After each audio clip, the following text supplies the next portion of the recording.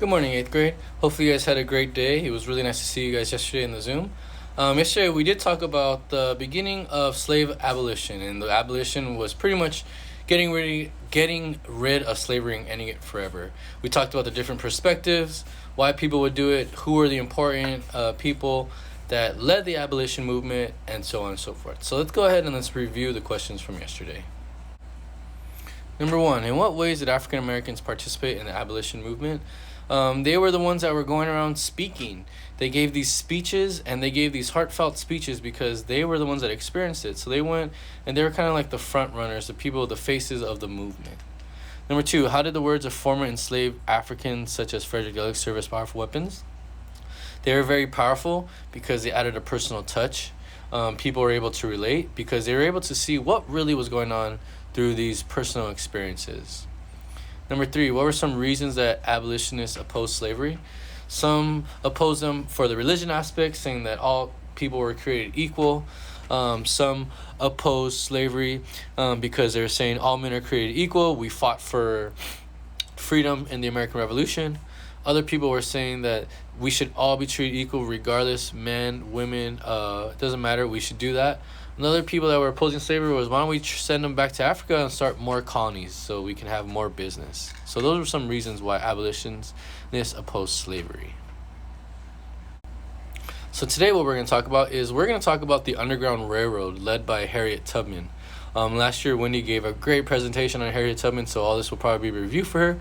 But we're going to talk about it and go a little bit into depth about the Underground Railroad. So let's go ahead and jump into it now. So by the 1830s, a loosely organized group had begun helping slaves escape from the South. So loosely organized meaning like there wasn't really a strong structure, there wasn't really a leader, it was just a bunch of people working together. The people that were working together to help these slaves escape were free African Americans, former slaves, and a few white abolitionists. Okay? And they worked together and they created what became known as the Underground Railroad. This was not an actual railroad and it wasn't necessarily underground, but it was a network of people who arranged transportation and hiding places for fugitives or escaped slaves. So it was just like this network of pretty much getting people from the South all the way to the free North so they can go ahead and enjoy a slave-free life or to get back with their friends. One thing is that they didn't have no real leader, which was really good because they didn't really have to listen to people. They just all worked together and had the same common cause. So pretty much what would happen is these fugitives or people that were running away, they would travel along these routes and that led them to the northern states and sometimes even into Canada. At no time did the railroad have a central leadership. No one person, no group of people, or no one was officially in charge. But despite the lack of real structure, the Underground Railroad managed to achieve a lot of dramatic results and it freed a whole lot of people. So the way it would work is often they would wear disguises and they would move along what we call the railroad. And the railroad is just like these networks of people. And typically they do this at night. They were led by these people known as the conductors. And the conductors were like the people that were getting them out. So they were like the people you would follow. They were like the guides, okay? Many times, the fugitives had no other guideposts but their stars. So what they would do was they would follow the stars and they would just keep running and following the stars until they found another conductor. During this travel up these railroads, they would stop at these specific rest points, and these rest stops would be called stations.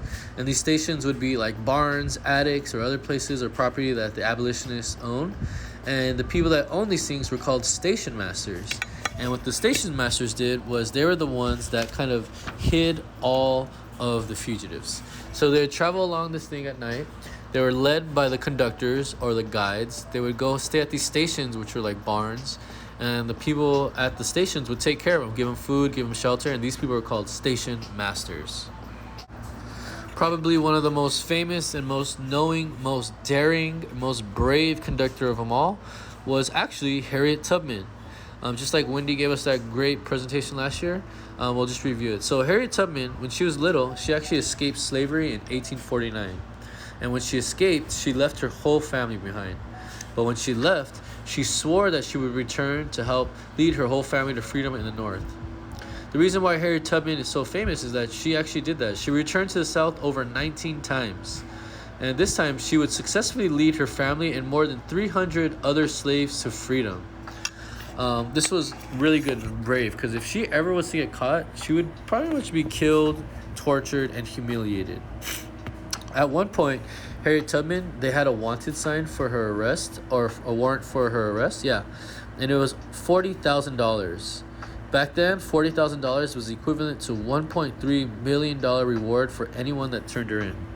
So, with all that money, Harriet Tubman was not only brave for going back to the South to help out the other slaves, but she also had to trust everybody, because people could have easily turned her in and got cashed out the $1.3 million, but she didn't. But no one did, because they respected and they all worked together with Harriet Tubman.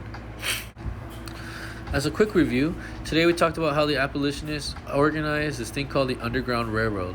And this Underground Railroad wasn't necessarily, it wasn't a railroad, it wasn't underground, but it was just this network of people that used to help fugitives escape slavery from the South to the North. We talked about the hiding places, the stations, the conductors, and everything like that. And we also talked about the most famous abolitionist that worked the Underground Railroad, which was Harriet Tubman. For homework, I would like you guys to answer these 3 questions. And we're almost there. Just these and one more set of questions and you are done for 8th grade. Why were the operations of the Underground Railroad kept a secret? Why do you think it was kept secret? Number 2, how might the lack of central leadership have benefited the Underground Railroad? And number 3, how did the Underground Railroad work? So, that was it. You guys have one more lesson down and one to go. If you guys have any questions, feel free to message me. Send me a message through Google Classroom. I'm glad to help you. With that being said, I'm looking forward to seeing you guys all tomorrow in our last official Zoom session as a class, where we're going to learn something, and after that, we'll just have some fun. So, looking forward to seeing you guys all tomorrow. See ya.